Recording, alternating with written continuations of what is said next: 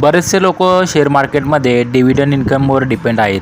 Dividend income कमीत कमी 1 ते 2 लाख रुपये ती लोक कमवतात आणि मंथली कमवतात. अशी बरीचशी माझे फ्रेंड्ससुद्धा आहेत आणि बरेचशी माणसं आहेत जे शेअर मार्केटमधून चांगला डिव्हिडंड अर्न करतात आणि त्यांचा इन्कम जनरेट करतात.